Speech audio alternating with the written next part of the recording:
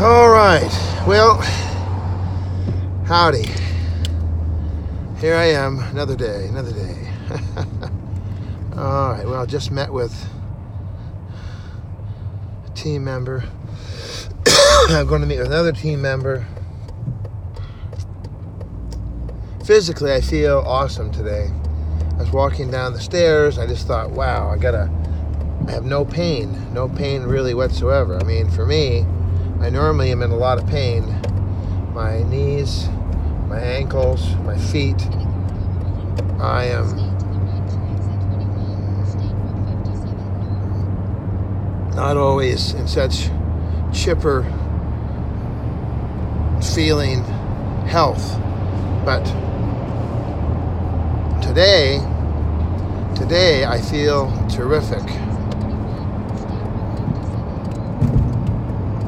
And I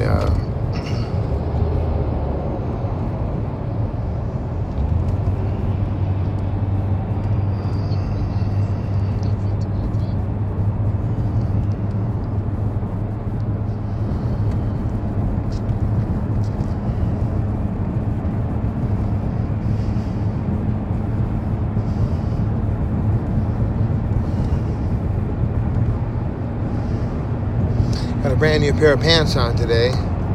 I put the buttons on them quite a while ago, and just now I am wearing them. I just thought, the other ones, holes develop in the pockets. I carry so much stuff, so the holes are in the pockets, and I thought, you know what, it's about time to let these old dogs go. Let them. Let them rest there. So I got my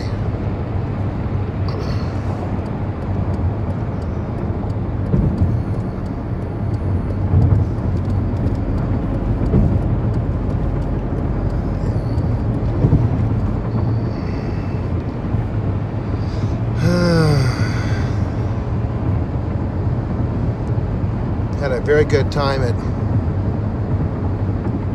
church yesterday. And I'm headed. It's funny. I'm headed out of town. This guy is a nut there. I see a nut.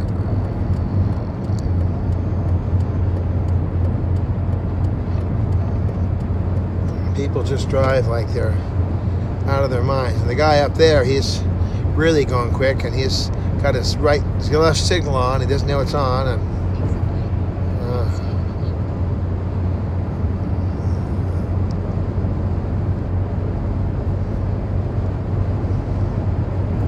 this current season I'm in is just chewing up acres and acres and acres. At the same time, I've been watching with respect, watching with honor, watching with renewed appreciation the story of Bonnie Brae, the little house on Bonnie Brae where the pastor went, who'd been kicked out of multiple churches.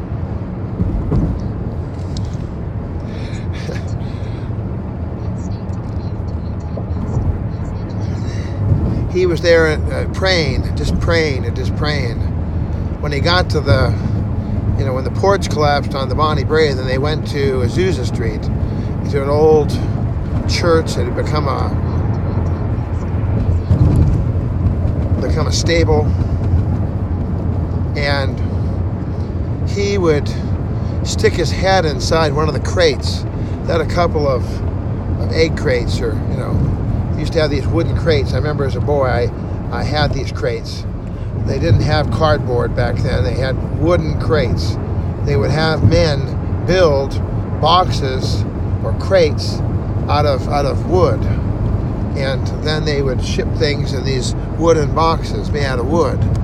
Well, this pastor, he would just stick his head in the crate and just pray, and it was kind of an odd habit. But during the service, people were testifying, and they'd be singing, and this is at Azusa Street back in 1906. And so he would put his head in that crate and just pray. and the Shekinah glory of God filled the room. The only time I'd heard about that before was Pastor Jack Hayford talked about how in the prayer chapel he was there on an afternoon, as I remember it, and I wasn't there, but as he told it, it's in his books. You can read about it, and he sensed and saw the Shekinah glory of God in the prayer chapel at the Church on the Way. The glory of God had reached down and touched the Church on the Way, and the first Foursquare Church of Van Nuys. And I had heard Pastor Jack's testimony, and I knew of that, the mist, the presence of God, but I didn't really realize that, I didn't really realize what had gone on before. But now that I am hearing the testimonies of people who were there, on YouTube, they have people who are physically present there. They were kids, but they were there. And they remember seeing the presence of God, the Shekinah glory of God, the mist in the air. It wasn't the smoke machines like they have today. They're pumping it in.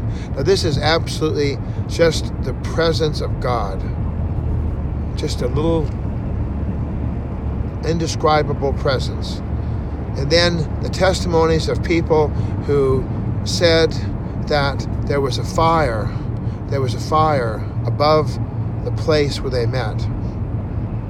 So much of evidence of a fire that people would call the fire department and say that the Azusa Street, they're on fire. The Azusa Street, they're on fire. And the fire department finally said, they got so many calls, they had so many false signs, said, no, it's not on fire, that's just the glory of God. It's like, yeah, So,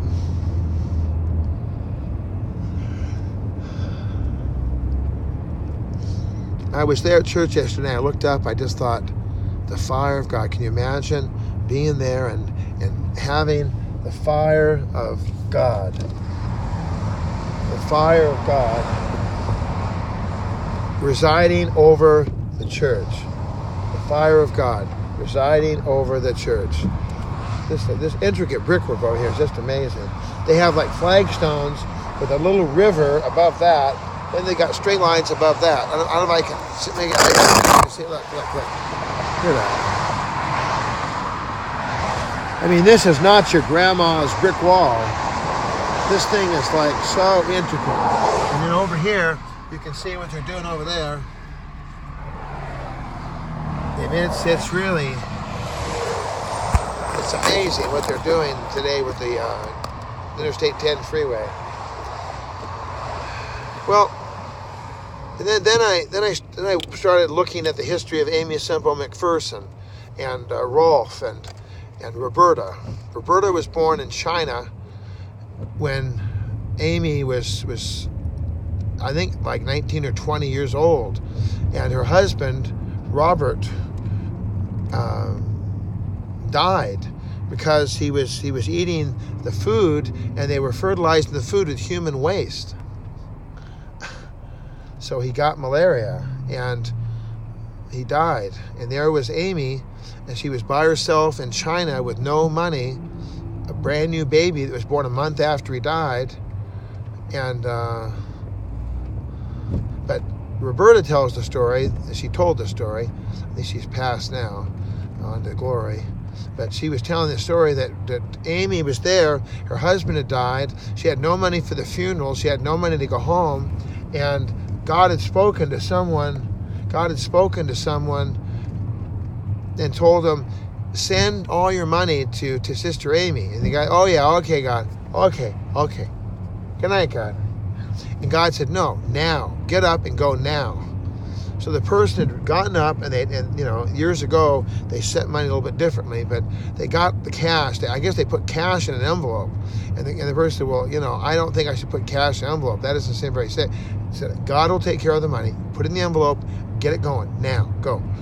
So her husband had died, and here she is, pregnant, and, I think she was under 20, and no money, couldn't bury her husband, couldn't do nothing. And someone decides to send her whole life savings of $60 to Sister Amy and Robert. And they didn't know Robert had died, but they just knew they had to send the money. So they sent the money, and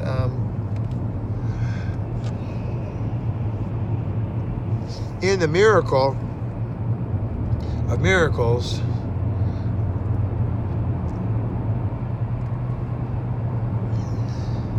the money came right on time and paid for the things that Amy needed, and her mother sent her money, and they were able to get home. And they were talking about, Robert and Rolf, talking about their life when Mom was a itinerant preacher in her little gospel car, and sleeping in a tent, a leaky tent under the thunderstorms, and Mom would have an umbrella, hold it up over her babies, and that they had 2 outfits, and that ties in with mine. I basically wear the same uniform every single day, just like Sister McPherson. Sister McPherson wore a nurse's uniform. She just put a cape on it, but she had a white outfit, and they had 2 white outfits each, 2 white outfits. So they'd wear one and have the other, then the other one would be washed and pressed, and nobody ever knew that Sister McPherson it was going through all this. She would go from town to town. She would wash the clothes in a river, and then dry them up on a line, and then take them to the back seat of the old jalopy and just iron them out. And then they'd come into town in sparkling white, and and she was living on pennies, and they were living off of corn and bread and whatever people would send. And one time there was a lamp or something went and it burned up Amy's face, and she was just like, what am I gonna do? And she just thought, well, I just got to go in. So she went in, and as she preached, the Lord healed her. And when she got done with the service, she looked absolutely perfectly whole. One time they sent Rolf some shoes. They sent a bag of clothes, and they sent the shoes, and it had been several months, and Rolf had grown, as kids do, and the shoes were too small. Well, they thought, well, Mama, so Roberta said, Mama, how is it that the Jews went across the desert? Do you think, did their feet grow? And Mama said, yeah, their feet grow. Well, how did God provide for them? Well, he miraculously provided for them. She said, well, Lord, let's pray for Rolf that he somehow, but the next morning, the shoes that hadn't fit the night before suddenly grew, and they were able to fit his feet the next day. Amazing miracles. The story of the man who came in, he lost a leg in a train accident, and all he had was a stump, and the stump was full of gangrene, and he was going to die. But he went to the miracle of Azusa Street, and apparently they originally said, do you want God to heal? Do you believe God will heal you? And at the end, they were like, God's going to heal you. They were very confident. And so the Lord, they saw this leg, just the bone and the leg just grew. It was a miracle, absolute, sheer miracle. The lady would go around and she'd put your fingers in the mouth of the people and just in the name of Jesus, and they'd pray in tongues, and then she would feel the tooth coming up, and they'd go to the next one, and the man who had missing the arm, and they looked down and they could see the muck and they could see the pus, and yet then they could see the bone coming out, and then they grew. A man came in, he had no fingers, and the Lord restored the fingers. I mean, we're talking verifiable miracles of God. So I've been listening to these testimonies of God. I've been listening to the witness. I've been listening to the fact that the preacher who was there pastoring over Azusa Street back over 100 years ago, that he was kicked out of multiple churches, because of doctrinal reasons, not for, but he was kicked out though. And then Sister Amy and other people just live on shoestrings and have 1 or 2 outfits, and like, wow. And Rolf was saying they didn't have a lot of room in their vehicle to have a lot of outfits. I thought, well, that's me. I mean, I don't have a gospel bus, but I have a car here that I have very little room in. So I've got to pack everything in, and I'm heading up north today. I'm going to go up and be up north. It's going to be amazing. So, but God bless you. Give me a call. Would you? 1-213-713-8954, 8954 greenadd.net. And on the Twitter, Mr. Bob at Bob8954. And of course, you're watching Bob's Daily Diva on YouTube, where I will be with you in another moment or two. Be right back. Love you.